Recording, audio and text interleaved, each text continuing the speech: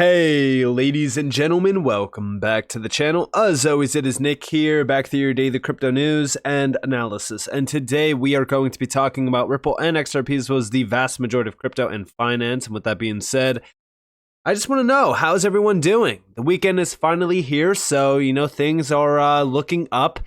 How is everyone doing? What's everyone up to? Comment down below. I'd love to hear from all of you guys. But listen, the moment is finally here.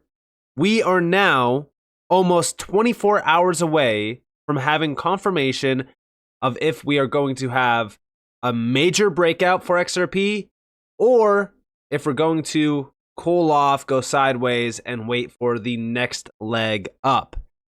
We're going to talk about it, we're going to address it, and we are going to talk about a lot of things as well, even revolving around the Bitcoin ETFs. So with that being said, let's talk about the Bitcoin ETFs. So we have over here from XRP Drops. This has been Bitcoin's IPO moment. I think there's an even bigger wave coming in a few months as we start to see the major wirehouses turn on. Now, for those that are not aware, and I did report on it recently, Bank of America, Merrill Lynch, there's a few other ones, Wells Fargo. There's a lot of big players now putting a spotlight on Bitcoin and Bitcoin ETFs. Listen, this is just a start. I keep saying it. This is going to be the talk for a while. But what's funny about all of this is that Bitcoin is being outperformed by altcoins on the daily. So even though the ETFs are the talk everywhere, especially on mainstream media, Bitcoin is still underperforming versus most altcoins. And we will talk about that and address that here shortly. But first, listen closely because mainstream media is going crazy about Bitcoin, and they have been for a little bit of time now. Absolutely. It's a great question. We're seeing enormous demand for the Bitwise Bitcoin ETF and across all of these ETFs. And the answer is it's all of those categories. You're seeing retail investors come into these ETFs. You're seeing hedge funds, you're seeing RIAs or independent financial advisors. I think there's an even bigger wave coming in a few months as we start to see the major wirehouses turn on. But this has been Bitcoin's IPO moment. It's in a new era of price discovery, and I think prices could go substantially higher from here. Yeah. Now, on top of this, we also got a little bit of a longer interview here where we have one of the most bullish and at the same time potentially possible forecasts by Matt, one of the most bullish and at the same time potentially possible forecast by Matt Hogan. Again, this is the CIO at Bitwise. We have the major wirehouses at the major institutions are not turned on. So the initial demand out of the gate for any ETF, including these, is primarily retail and independent financial advisors and hedge funds. That's the primary driver. So retail technically is back through these ETFs. The problem is that, guess what? None of that money is able to FOMO into altcoins when altcoins start taking off. So there's going to be even more money in the market. But regardless, we have after this meeting, I'm getting on a plane to go talk to one of the largest institutional consultants in the US about this ETF. The next wave is coming. Bitcoin pre the ETFs, there was only a small set of investors who could buy it. Now almost everyone can buy it. The supply-demand dynamic is just off the hook. 30,000 Bitcoin purchased by ETFs this week alone, but Bitcoin miners have only created less than 3,000. That's what's driving the price. Bitcoin halving leads to a further reduction in supply. Based on what we're seeing in our ETF and these other ETFs, the price of Bitcoin could be 100,000 or 200,000 or higher than that. I think the door is opening to more crypto ETFs. And it's funny because guess what? We were talking about the six-figure Bitcoin. They are going to push this heavily.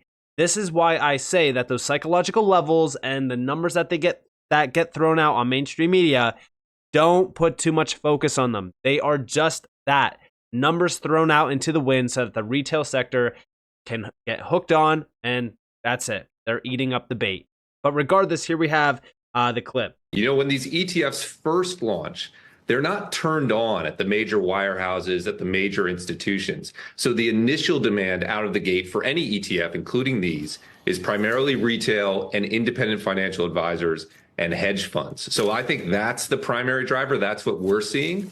Right. But I'll tell you, after this meeting, I'm getting on a plane to go talk to one of the largest institutional consultants in the US about this ETF. So we're going to see that next wave of institutional capital. You did mention hedge funds, which I will put in sort of an institutional or professional category.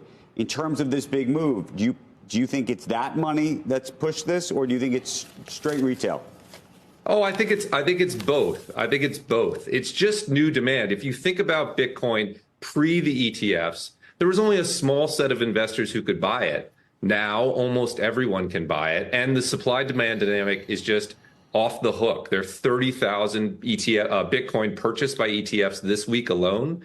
Bitcoin miners have only created less than 3,000. That's what's driving the price, and it's both hedge funds and retail and that advisor community.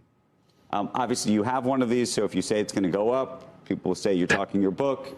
But if you were to say it's going to go up, where do you think it's going to go?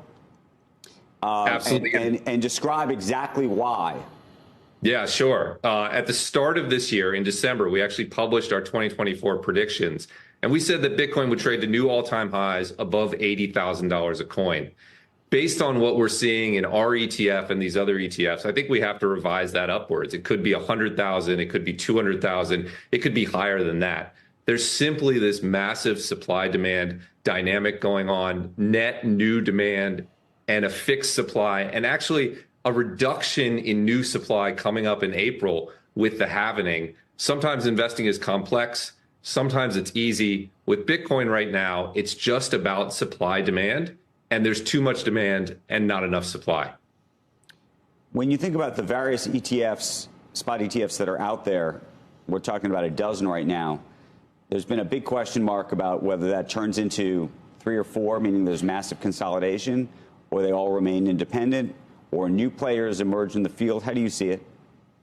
You know, I think there'll be 6 or 7 or 8 of these that survive long term. There are 5 that are over $1 billion. We're proud that BITB is among that. We're at about $1.5 billion. So there'll be some consolidation. But make no mistake, these are the most successful ETF launches of all time by a large factor. Our ETF, which is, again, $1.5 billion, is one of the 25 fastest growing ETFs of all time. So there'll be 6 or 7, maybe 8 of these. And then there'll be variations. You'll start to see the ETF ingenuity machine come up with covered call options and other variations on the theme. But this is a big market. I think this is a $100 billion plus category. There's enough room for multiple high quality firms to play in it. And real quick, do you expect to be offering the Bitwise, Ethereum ETF anytime soon? Yeah, we think the door is opening to more crypto ETFs.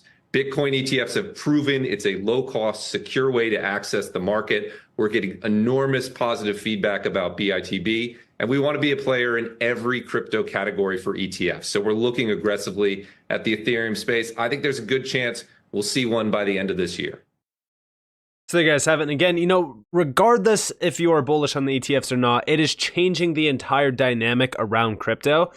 Again, we don't know where Bitcoin's going to go. In my opinion, I do think that we top around $100,000. But again, that's my best guess on it. Regardless, the overall market has been doing very well, especially on the 7-day span. The big question that everyone has, though, and the same exact thought process that everyone has is, what's going on with XRP? Because, listen, we are 24 hours away almost to the weekly candle close. Why is it important? Why is it significant? Well, I've been going off the rails on it, guys. I've been talking about the weekly candle close, weekly candle close, weekly candle close for like the last 3 weeks now. And why? It's because we are getting closer than ever before for XRP to break out. Do you honestly think I care that XRP is sitting at 63 cents? No, I don't. It should be much higher at this point. But guess what? We don't make the markets. At the end of the day, XRP still looks very good, though. I'm not complaining that XRP is not significantly higher, but I'm not going to get excited that it's at 63 cents. I'm not here for 63 cents. But this is on the 1 month. I have the 1 month on the left side, and I have the 1 week on the right side, because I want to show you guys 2 different scenarios here. So first and foremost, on the 1 month, if we actually change this trend line, okay, the original trend line that I had outlined on here for the monthly on the macro was right around here. And if you guys do see, we've already back tested it, and we've held so far above 58.65, which was the key level of interest that I was actually watching for. Now, you guys probably see this red zone here. That's because we need to clear all of this. Even if we look over here on the 1 week, right? The trend line is going to be a little bit different. It's going to change this one as well. But if we actually look at the overall trend line here, we are breaking above it slightly. We are peaking above the trend line, which is giving us a close call scenario of saying, guess what? If this momentum continues, this could be the breakout moment for XRP. And this is when everyone gets completely silenced regarding XRP's price action. So let me zoom in and let me just show you guys this. So this is the overall look. I had these 3 original targets that were on the chart, and I charted this going all the way back to the week of February 19th before this big green weekly candle was even here. And I even said that we need to see a break above all of these 3 areas.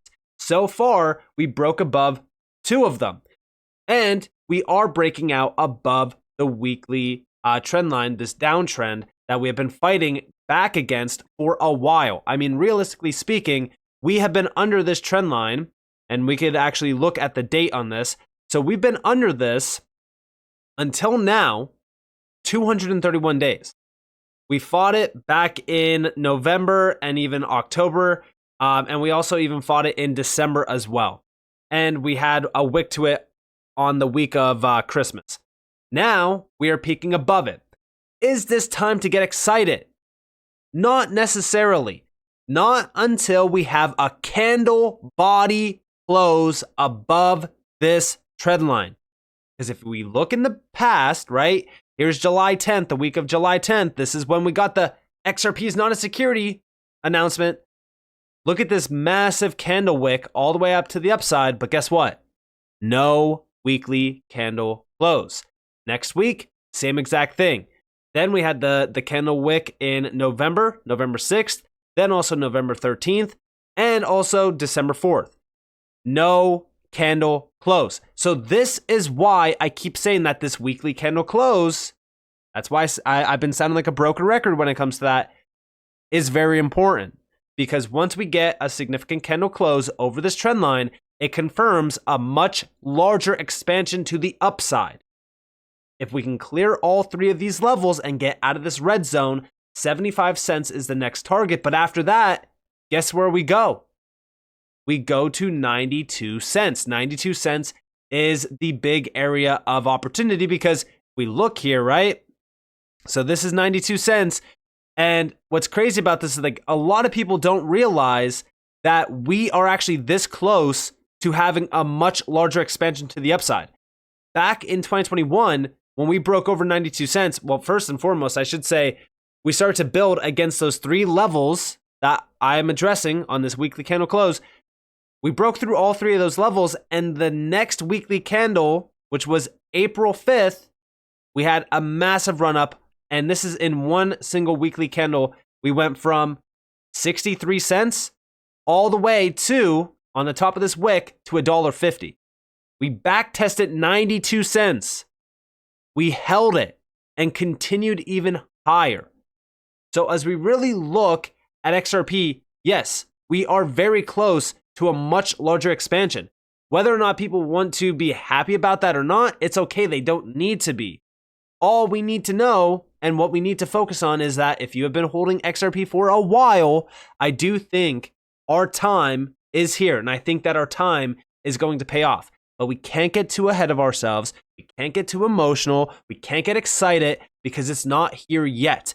But we could be 24 hours away from confirmation on this. And that is what I'm watching for.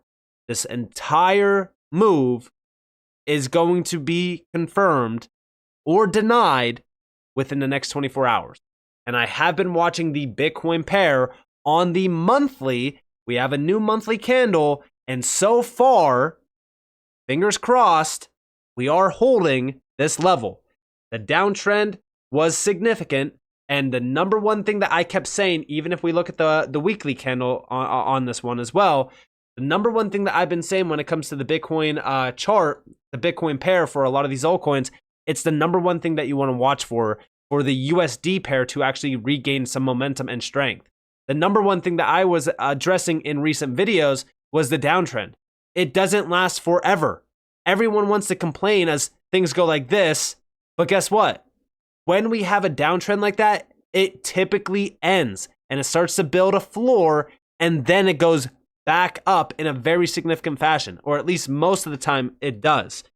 But XRP is known to have these very significant downtrends before much larger expansions. And I even shared this back in 2015 all the way into 2017 before we had those big green candles on XRP. The same exact pattern was happening then that we are seeing now on this chart, except it's in a much longer consolidation downtrend, waiting for a much larger expansion. And that's what we are here for. That's what we have been waiting for. And the Bitcoin ETF, guys, listen, this is all talk. But realistically speaking, it is true. Institutional focus is here, but for the most part, they're not the ones driving the demand of Bitcoin right now. It's still retail.